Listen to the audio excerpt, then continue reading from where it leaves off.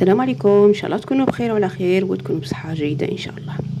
اليوم ان شاء الله الوصفه تاعنا اليوم الثاني من شهر رمضان الكريم. كما راكم تشوفوا وصفه سهله وسريعه وخفيفه. ندير دجاج محمر في الكوشه مع الخضر.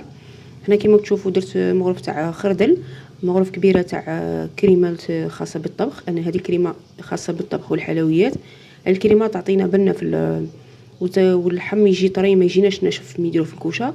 درت مغرف تاع توابل الدجاج، شويه تاع زعتر وشويه تاع زعتره وداس الملح والزيت، ونخلطوا كل شيء مع بعض.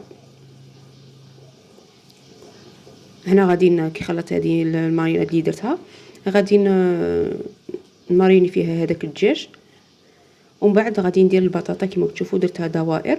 هنا البطاطا على حسب افراد العائله، قطعتها دوائر، ما غليتها ما والو، خليتها كما هي. درت ثاني معها زروديه. تبغوا ديروا اي الخضر تكون عندكم تكثروا منها. درت نص حبه تاع بصل قطعتها كما هكا باش تزيد انا بنه. تعرفوا البصل يزيد بنه في هذا الوصف اللي يكونوا في الفرن. بعد ما مارينيت هذاك الدجاج حطيته من الفوق، ضفت ورقه تاع الرند يعطي بنه في الدجاج من نديروه في الكوشه، وضفت شويه مع هذاك الخليط وضفته من الفوق. غطيته كما راكم تشوفوا بورق الطهي، ونزيده الالومنيوم من الفوق وندخلوه للفرن. هنا تقريبا ساعتين على نار متوسطه، نخلوه يطيب. كي نشوفوه طاب معنا نقلعوا هذاك الورق الطهي ونحمروه من الفوق. هذه هي الوصفه تاعنا اليوم، دجاج في الفرن بالخضر بطريقه سهله وسريعه.